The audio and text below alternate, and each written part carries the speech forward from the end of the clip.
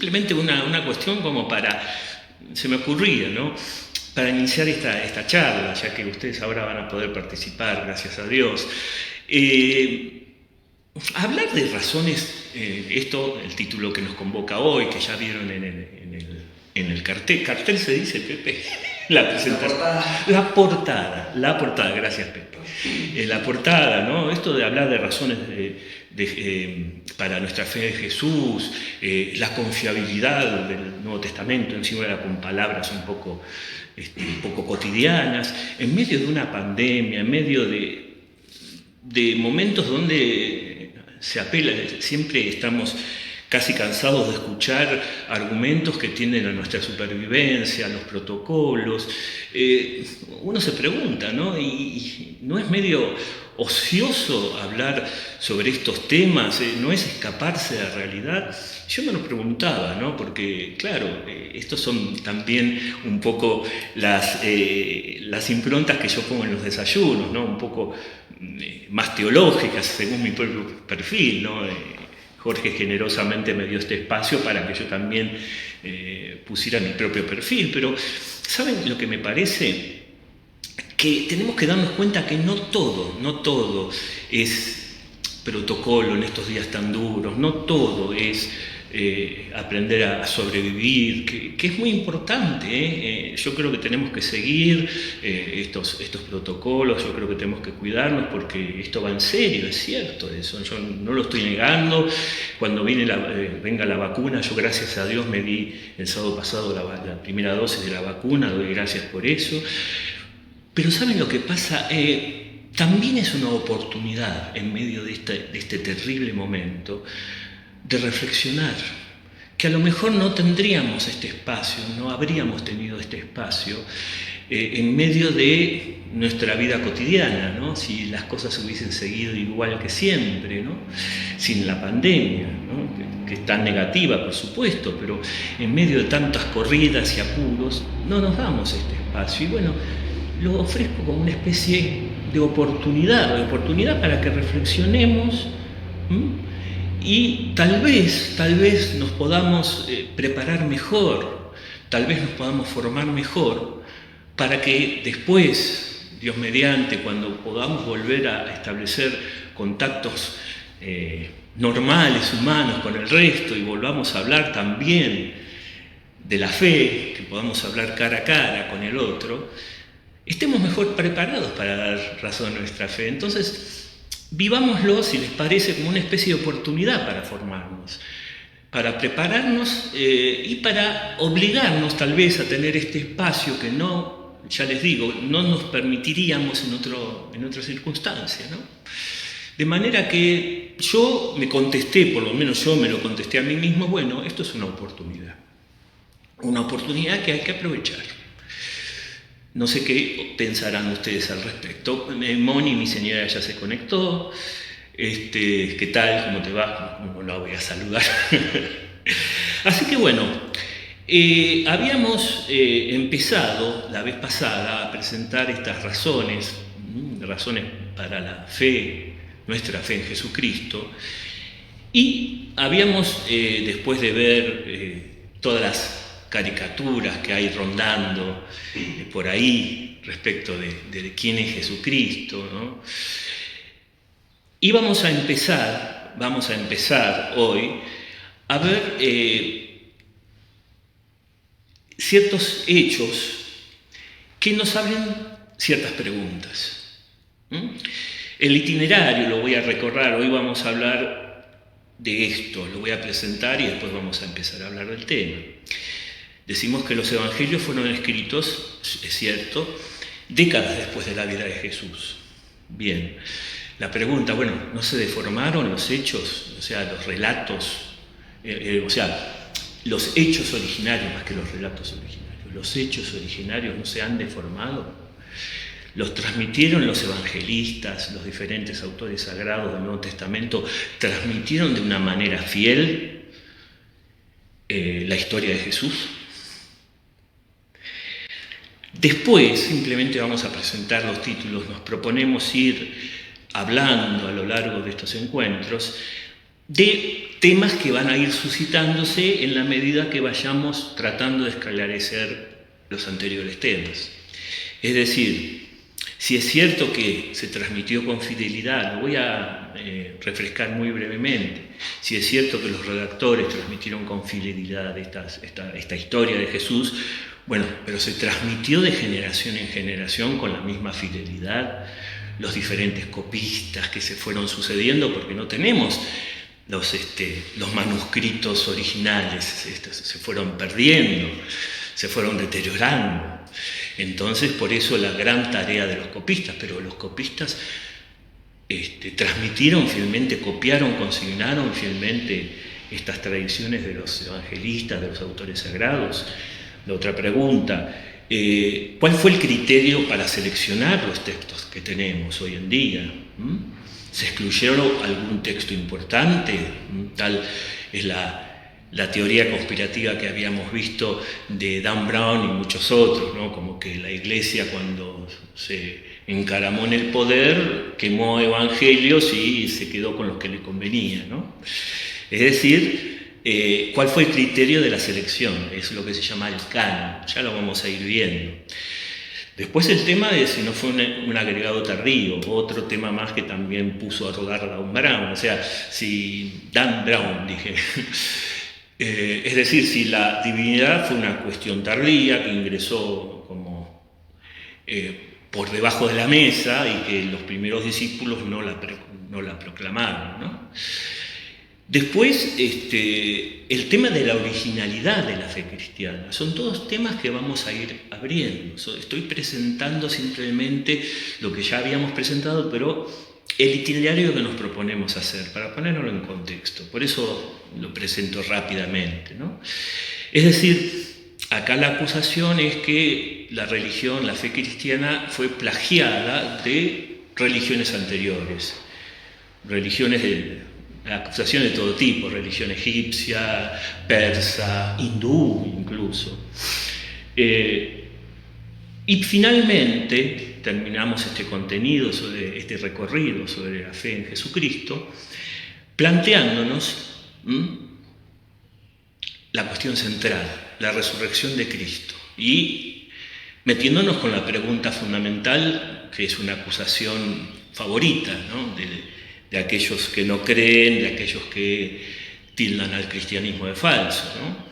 Si la resurrección fue una alucinación o un invento de los discípulos. Vamos a cerrar entonces este recorrido por la fe en Jesucristo, las razones por la fe en Jesucristo, dando los fundamentos de la resurrección. Y siempre, decíamos, nos proponemos hacer este recorrido teniendo en cuenta que vamos a tratar de dar razones que pueden compartirse con el que no cree.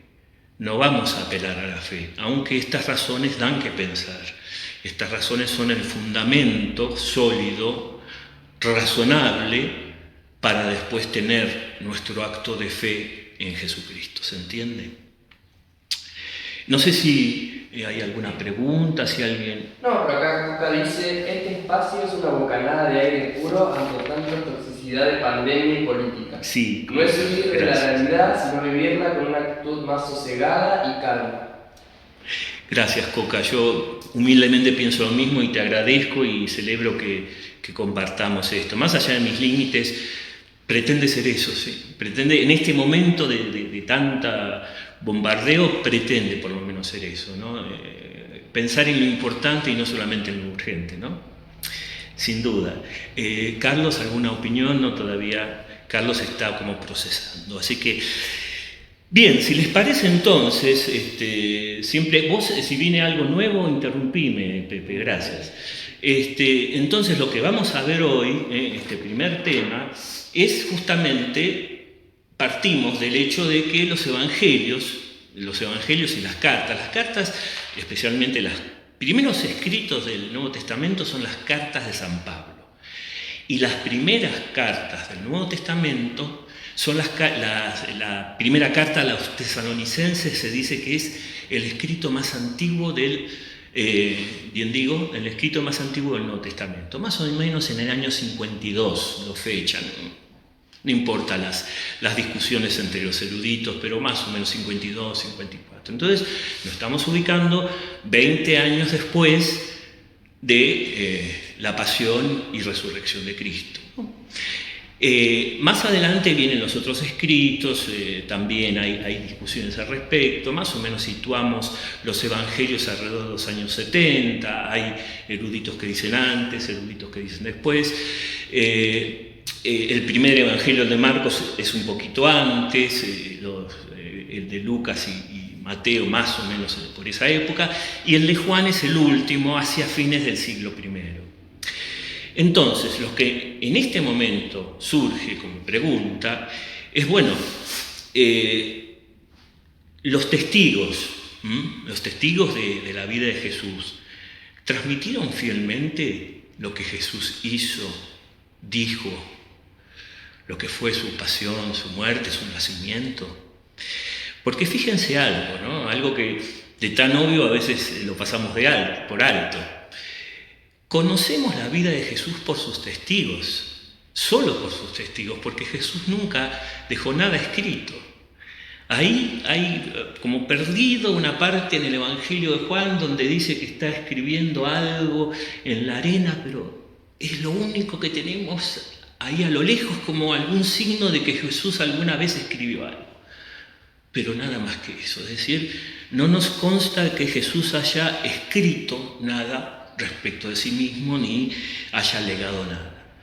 Entonces, solo tenemos los relatos de los testigos y aquellos a quienes los testigos transmitieron esto que ellos vieron. ¿Cómo sabemos entonces que se transmitió el Jesús real? ¿Cómo sabemos que es verdaderamente ese el Jesús de la historia?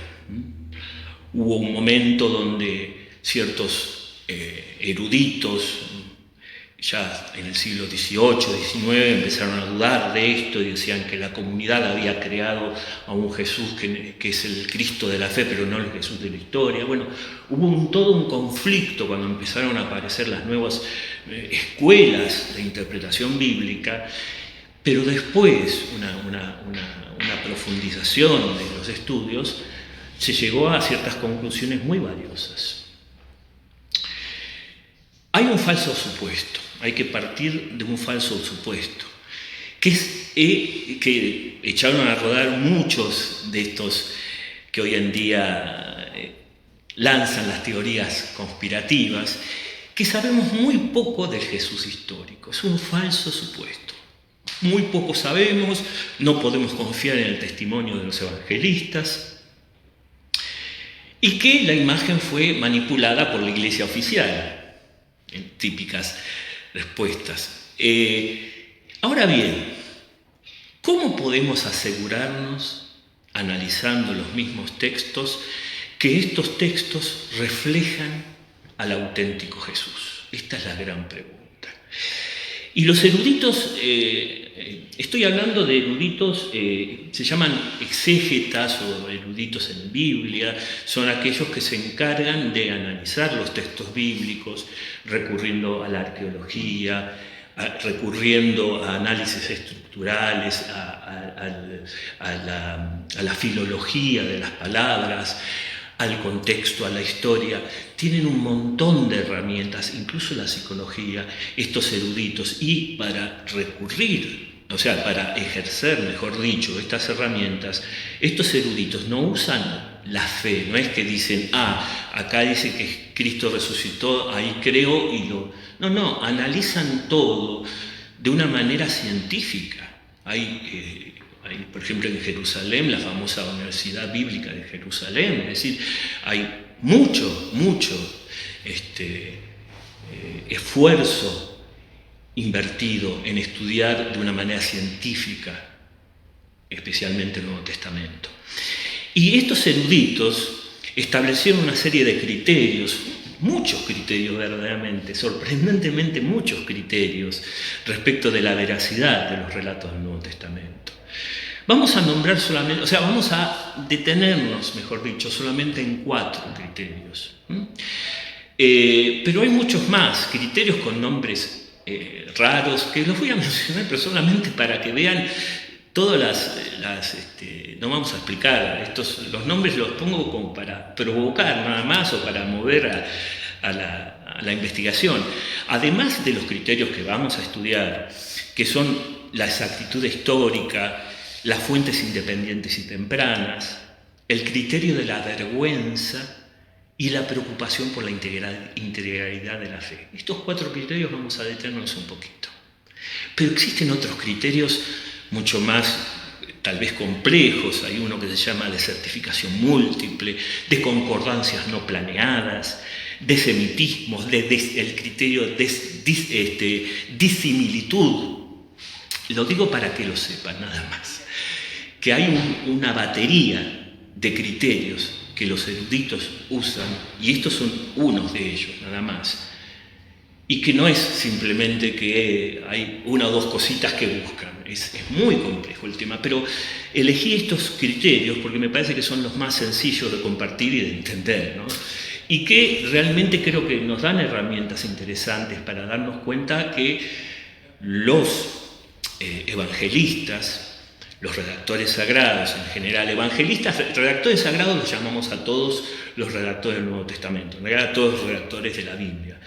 Pero además de los evangelistas existen otros redactores sagrados como los redactores de la carta. Pablo es un redactor sagrado, no es un evangelista, ¿no? Veamos, por ejemplo, entonces el criterio de la exactitud histórica. Es decir, ¿tienen fundamentos los evangelios, fundamentos históricos? ¿Esto qué significa? ¿Qué es lo que se pone en el tapete? Son sucesos que coinciden con hechos conocidos por la arqueología, por la investigación histórica, que coinciden en lugar y fechas. O sea, tanto la investigación histórica como la arqueológica confirman ciertos hechos que aparecen en los evangelios.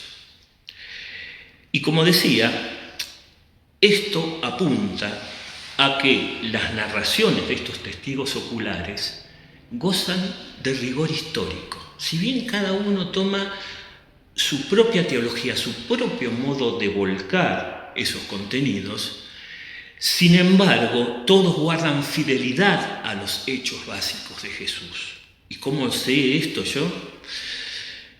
Hay varios argumentos que son perfectamente compartibles, argumentos lógicos. Primero, fíjense esto. La iglesia, los primeros discípulos, la iglesia primitiva de Jerusalén, de Palestina, no habría podido crecer y extenderse en adeptos si hubiesen enseñado hechos falsos sobre Jesús. ¿Por qué? Porque sus enemigos, los judíos no cristianos, enseguida lo habrían denunciado como falsos. Y de esto no hay registro ni fuera ni dentro de los evangelios. Y esto no significa que vivo, porque los evangelios solo toman lo bueno. No, vamos a ver que no es así. Los evangelios tienen una sinceridad muy grande, muestran, por ejemplo, las miserias de los discípulos, la incredulidad, muestran hechos vergonzosos, ya lo vamos a ver, muestran la confabulación de los sacerdotes para mostrar que le habían robado el cuerpo. Es decir, no se ahorran estos datos históricos.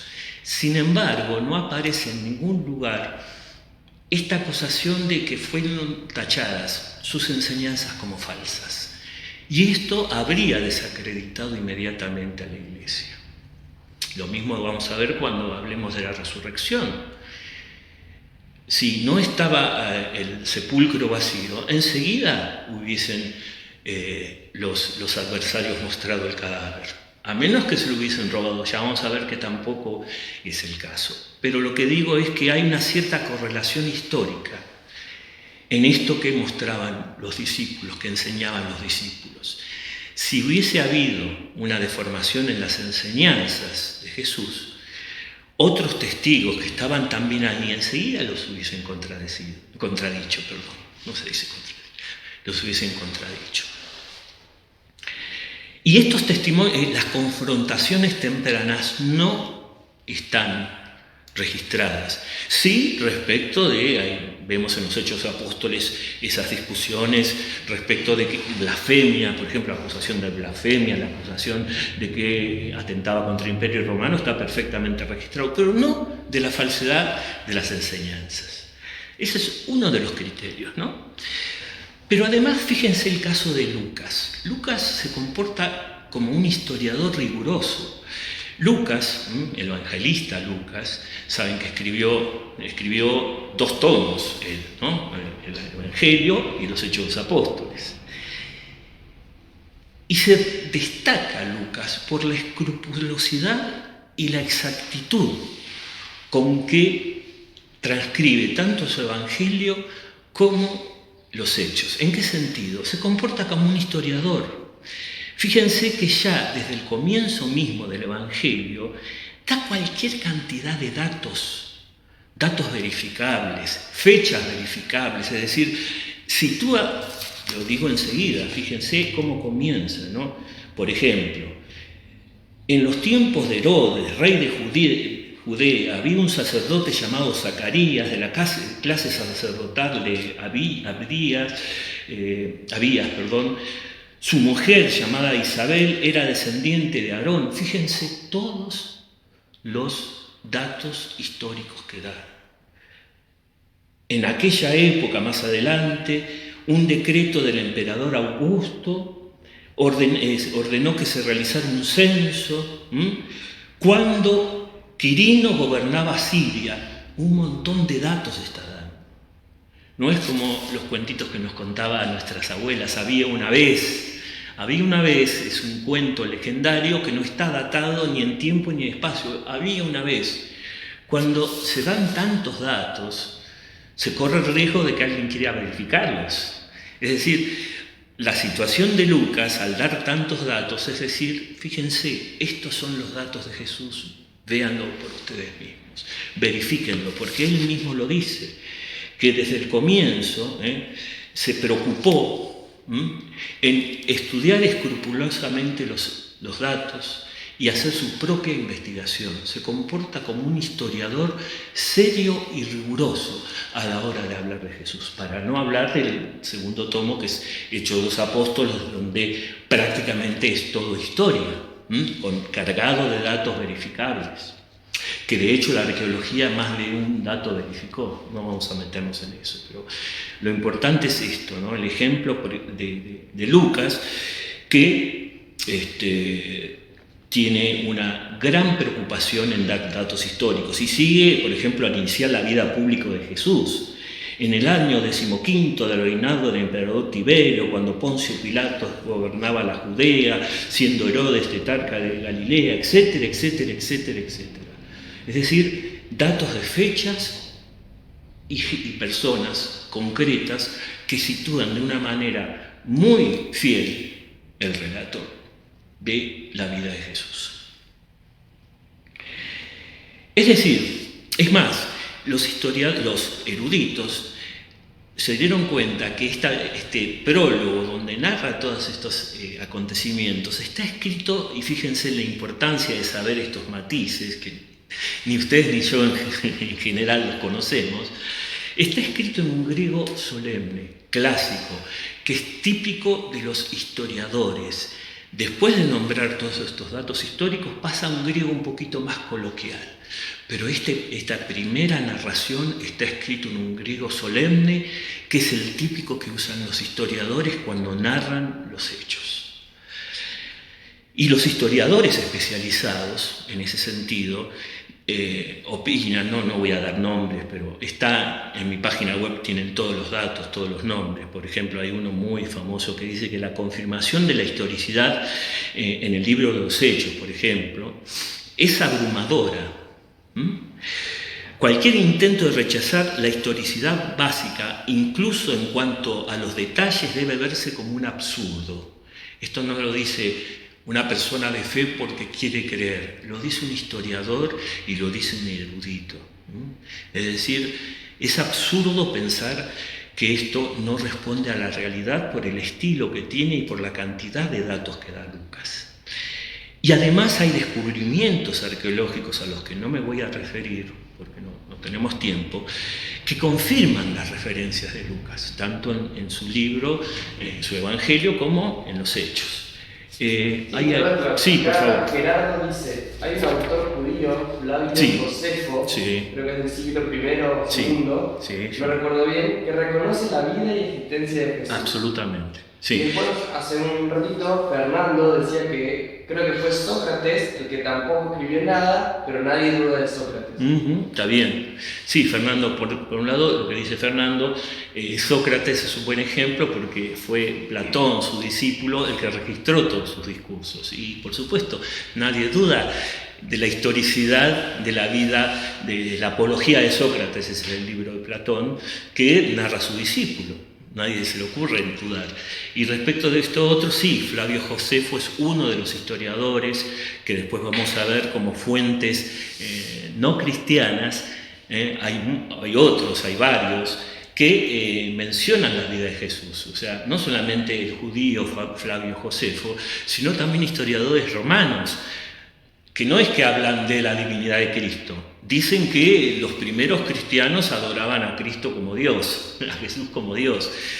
Ven que hubo un acontecimiento, narran que en Palestina se ejecutó a un tal Jesús, etc. Son confirmaciones de fuentes no cristianas, en efecto, sin duda. Habiendo dos estilos de griego distintos en el mismo escrito, ¿no habrá quien sospeche de dos escritores diferentes? El tema es el siguiente, no cambia el estilo, es decir, se refiere a los mismos hechos con una teología, con un propósito que desde el comienzo queda muy claro. El Evangelio de Lucas es un evangelio que quiere mostrar cómo se abre el Evangelio a todo el mundo, a todo el pueblo pagano, pero esto es una cuestión más de forma que de contenido. Y también lo usan, era un recurso que usaban los historiadores para hablar solemnemente de hechos y después pasar a un tono más coloquial. Esto no significa que cambie su teología, que cambie su forma. Su forma en el sentido, cambia su modo de expresión, pero no cambia lo básico que es el modo que tiene de narrar, la intención que tiene de narrar lo que narra, que cierra perfecto desde el comienzo hasta el fin. No tenemos mucho tiempo de hablar de esto, pero es toda una parábola el Evangelio que empieza con el Evangelio de Lucas y que termina con la llegada de Pablo a Roma. Y en ese sentido hay una armonía perfecta en todas las etapas. Es el hecho de que en esta primera parte hable en un tono más solemne, es que tiene en mente narrar acontecimientos históricos de una manera solemne, para datarlos y para darles un tiempo y un espacio, ¿no? Creo que está más o menos respondido con eso, espero. Pero bueno, el tema fundamental entonces es, por un lado, la exactitud histórica comprobable. También pasa con los otros libros, pero me centré en Lucas simplemente para dar un ejemplo. Pero la arqueología verifica también muchas otras cuestiones en los otros evangelios y en las cartas. Ahora bien, hay una cuestión que también puede surgir. Ya estamos hablando del segundo criterio, las fuentes tempranas, las fuentes independientes y tempranas, cercanas al hecho. Nos dicen muchas veces, a mí me lo han dicho y supongo que también ustedes, pero dicen, esto se escribió hace 2000 años. Pasó tanto tiempo que debe haberse perdido la historia real. Pasó tanto tiempo de esto que, ¿cómo sabes que no se deformó en el camino? Nos estamos hablando de hace 2000 años. Fíjense que acá lo esencial no es si pasaron 2000 años, 100 o 5000. Lo esencial es que la brecha entre las primeras narraciones y los sucesos fue mínima. Eso es lo esencial. Si fue mínima la brecha entre estos sucesos y los relatos de los sucesos, Después vamos a ver si se transmitió bien o no ese escrito original, pero si la brecha fue mínima, no importa si pasó 2000 años desde esos sucesos y de esos escritos, si fueron, digamos, puestos por escrito de una manera rigurosa. Es decir, los discípulos eligieron siempre fuentes antiguas y cercanas al suceso de Jesucristo para incluirlas en sus escritos. Nunca fuentes tardías. Fíjense, por ejemplo, Pablo transmite el primer mensaje que se conoce escrito del Nuevo Testamento, data, según los eruditos, de 5 años después de la muerte de Cristo. Es lo que pueden encontrar en la confesión de fe de 1 Corintios 15. Les transmito lo que a su vez a mí me transmitieron: Cristo murió y resucitó según las Escrituras, etcétera, etcétera. Esa primera confesión de fe es antiquísima y es central y data más o menos de 5 años después de la muerte de Cristo. Entonces fíjense que son fuentes muy tempranas, no contaminadas con leyendas posteriores. ¿Vos querías decir? No, está tan lindo el hilo que yo te iba a poner... Sí, por favor, dale. ¿No importa? No, pero por favor, ¿para qué te invitamos? Elabora un poco. Hay cosas que en una charla de apologética podrían sobrevenir, ¿no? Desde el principio, ¿por qué Dios no dejó algo escrito que fuese irrebatible, contundente? Así como cosas, te pongo 2 o 3. Después, todo eso se escribía sobre soportes perecederos, de manera que los libros originales, los escritos originales ya no están. Son transcripciones de transcripciones de transcripciones. Segundo tema, sí. Después, en una historia como la reciente, podemos observar que a un hecho que nosotros mismos vivimos históricamente se lo interpreta de 5 maneras distintas, blanco y negro. Sí, sí.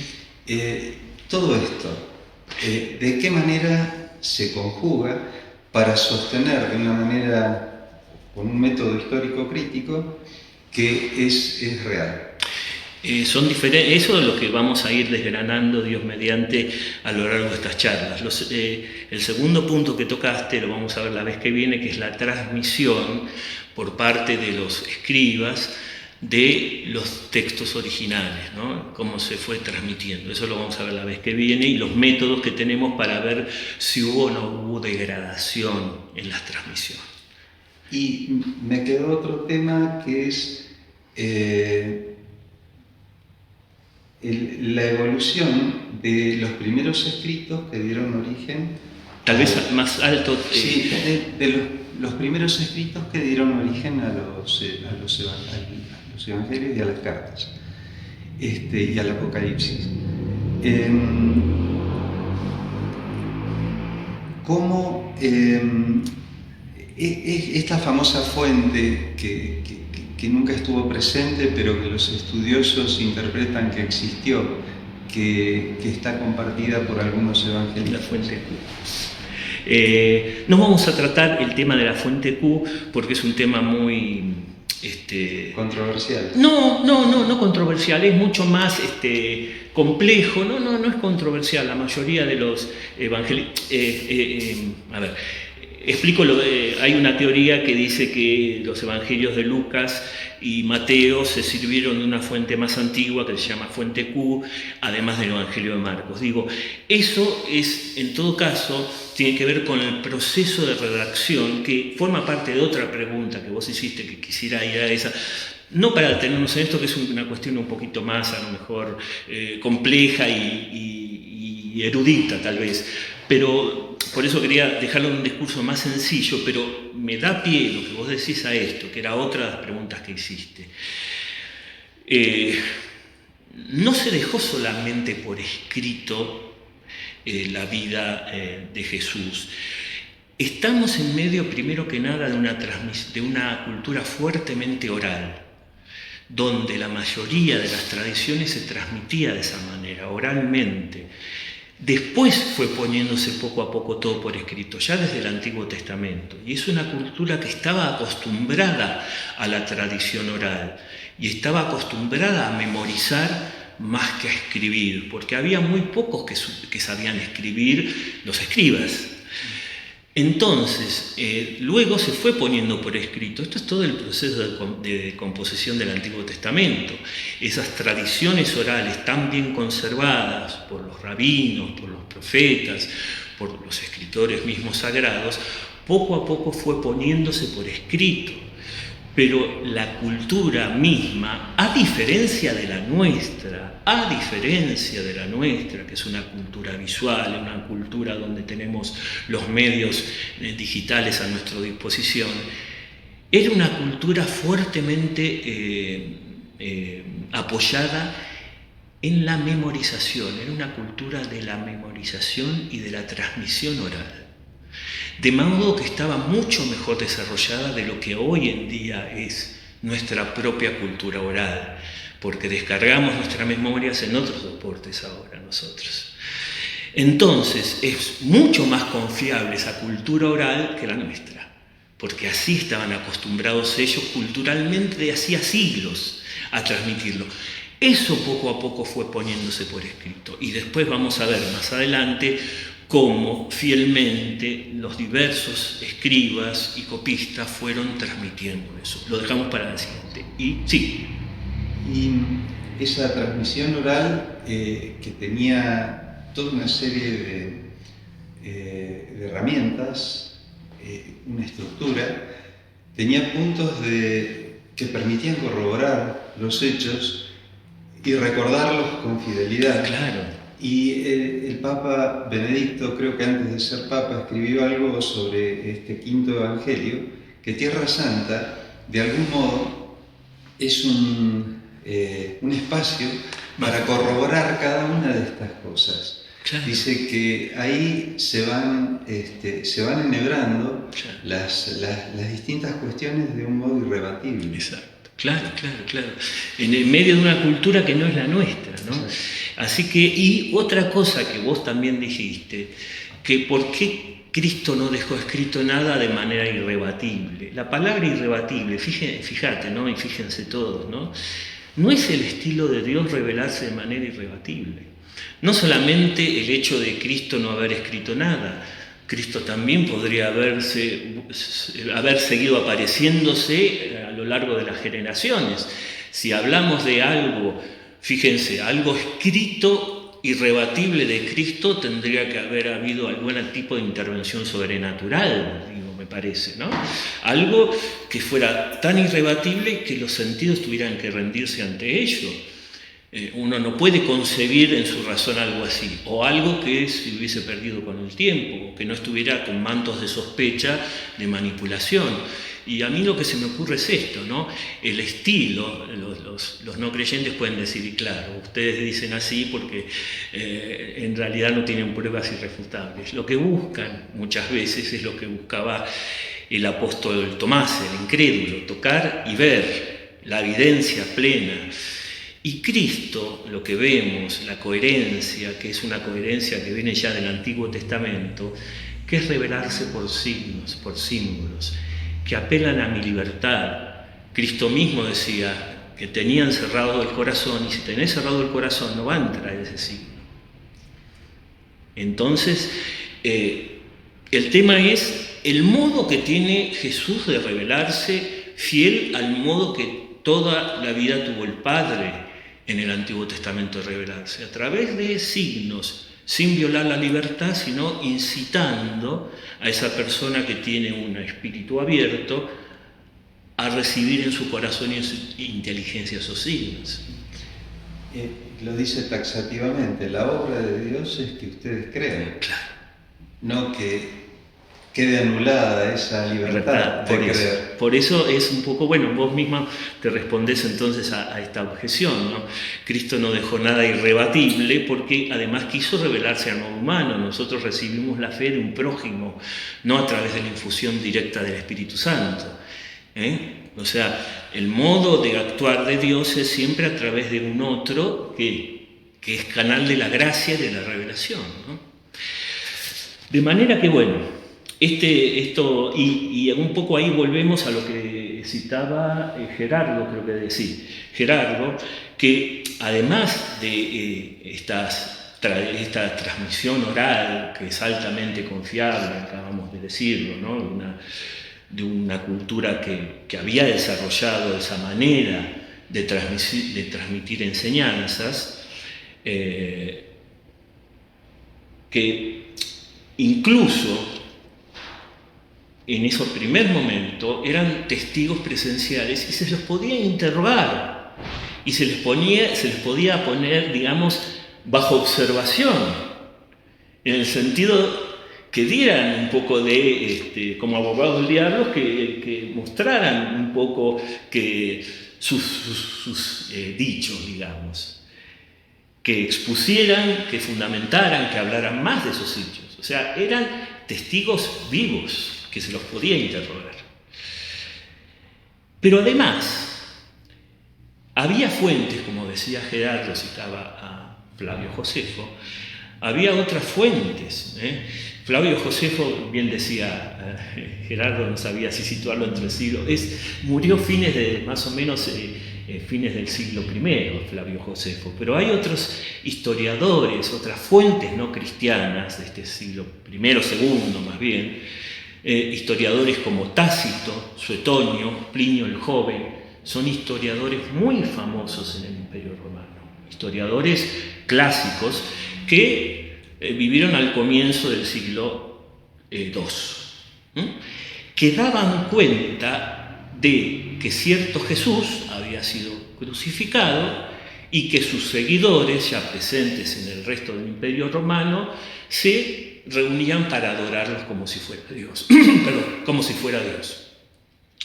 Es decir, es una visión escéptica, porque incluso los criticaban, pero daban testimonio de que efectivamente había habido un Jesús y había discípulos que propagaban estas enseñanzas. También hay un escritor satírico, Luciano de Samosata, un filósofo, Celso, que es del siglo II también, y que aquí los primeros padres de la Iglesia polemizaron con este filósofo que era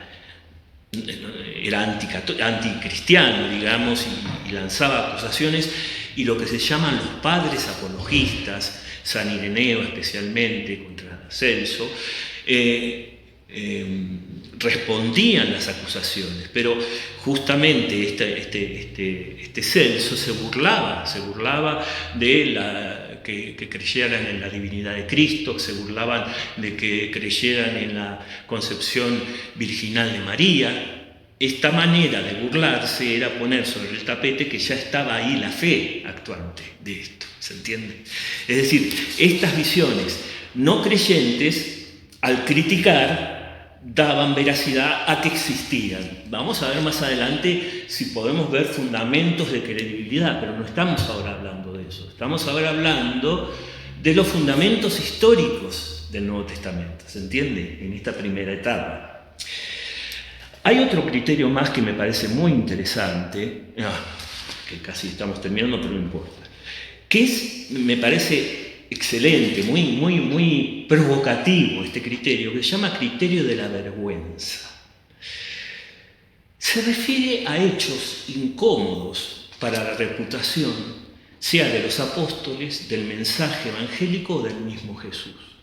Los evangelios incurren en estos sincericidios montones de veces. El rechazo de la familia de Jesús, de su propia predicación, como varios evangelios citan que sus mismos familias, sus mismos parientes van a buscarlo porque dicen que está fuera de sí. ¿Cómo va? Esto es terrible mencionarlo. y aparece. Esto atenta contra la credibilidad de Jesús y aparece. La duda de Juan el Bautista. ¿Sos vos el que tenemos que esperar o tenemos que esperar a otro? El que lo había anunciado tiene dudas y aparece. La admisión de Jesús respecto de su ignorancia de la parucía aparece. Estamos hablando de los evangelios. No cito los pasajes para no tirar tantos datos. El permanente reproche de Jesús a sus discípulos, que son hombres de poca fe, que no comprenden el mensaje. Las disputas de los discípulos respecto del liderazgo, una vergüenza.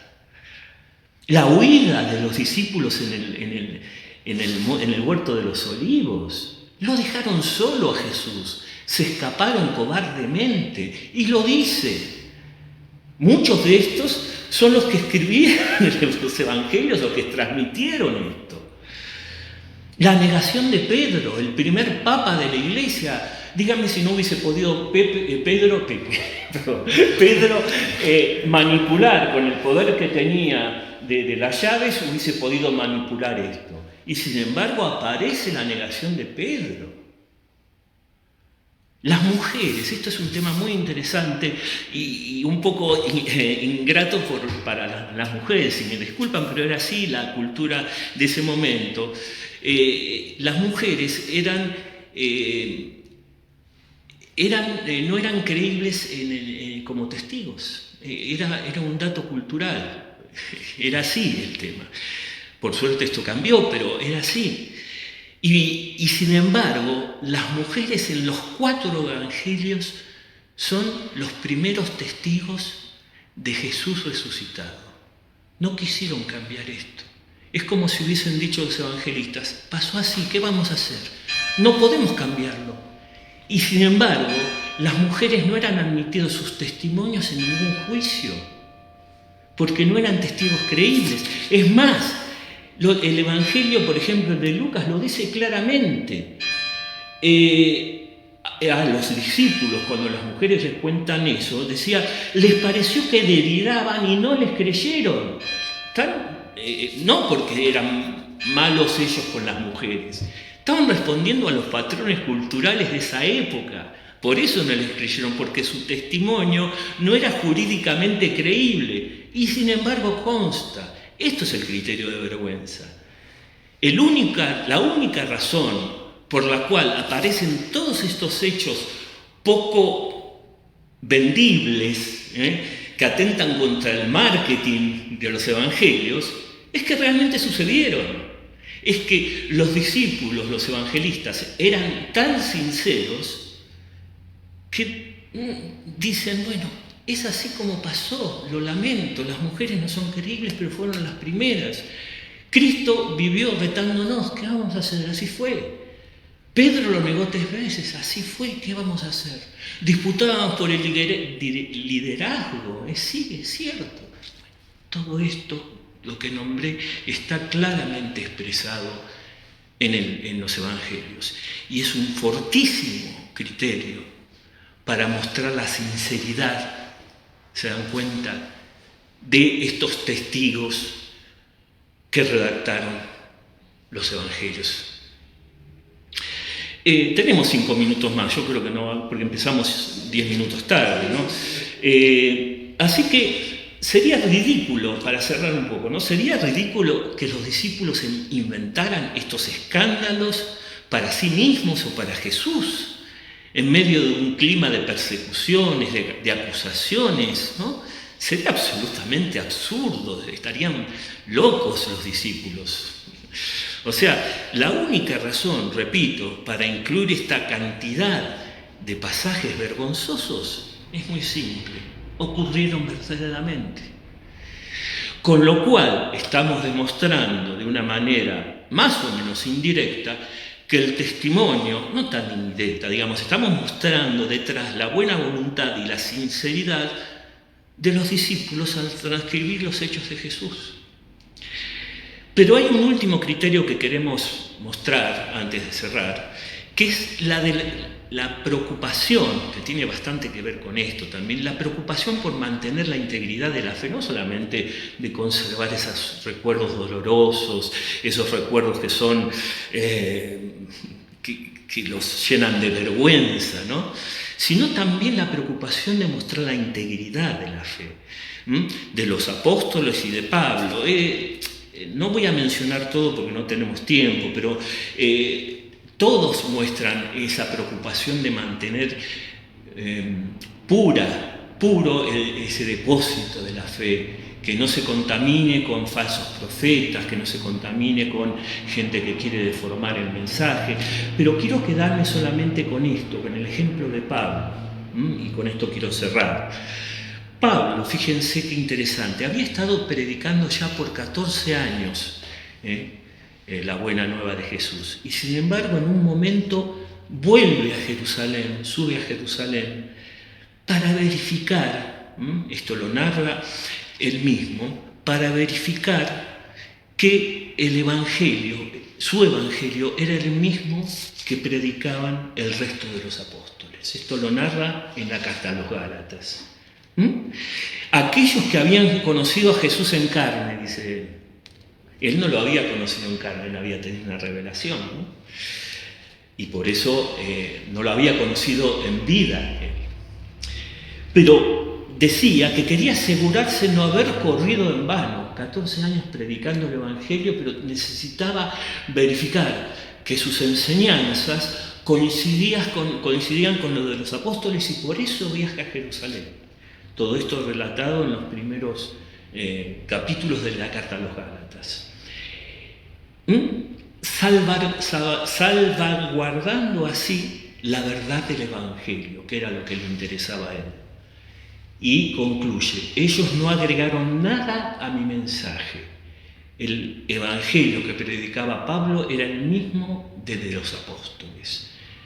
Entonces es una confirmación que él mismo quiso tener, independiente de los testigos de la vida de Jesús en carne, de que su Evangelio era el mismo. Es decir, otro criterio más es entonces la preocupación de estos redactores sagrados de mantener la pureza del mensaje original de Jesús.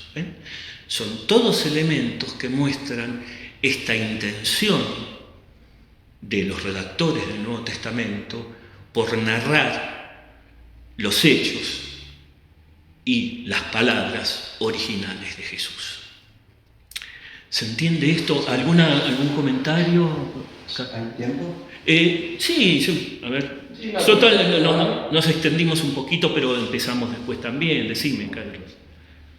Un poquito más alto. Pensaba en el mensaje central del Evangelio, quizás en el contexto de la pasión y de la muerte de Jesús, de una manera tan cruenta, deshonrosa, y que sí, al punto que es escándalo para... A ver, ¿cuál era el público de ellos? Los gentiles, los que no eran judíos, y los judíos. O sea, todos. Para unos, todo esto que se relata era un escándalo, y para otros una locura. Y lo dice tal cual. Es un sincericidio verdaderamente. Y lo dice tal cual con esas palabras. Después vamos a ver más adelante, ¿no? Judíos piadosos exaltando un Mesías que resucitó. Después lo vamos a ver, pero para terminar ahora sí, en serio, prometo, resumen entonces. Los redactores sagrados, según todo lo que expusimos, fueron fieles a la hora de transcribir las enseñanzas y los hechos de Jesús. Para la próxima abrimos un interrogante que es, bueno, admitimos esto, por lo menos son pruebas atendibles, creo yo. Pero después, a lo largo de las generaciones, cuando hubo que pasar este mensaje de generación en generación, de copista en copista, de escriba en escriba, ¿se mantuvo fielmente estos primeros escritos? ¿Pudo mantenerse fielmente esta transmisión? ¿Pudieron mantenerse fielmente estos escritos? ¿No hubo un efecto teléfono roto como el juego que el otro día nos reíamos porque no sabíamos cómo es que le llaman teléfono descompuesto. Ahí está, gracias Pepe. El teléfono descompuesto, es decir, a lo largo de tantas generaciones no hubo deformaciones de por medio. Bueno, eso es lo que vamos, Dios mediante, a tratar el próximo jueves.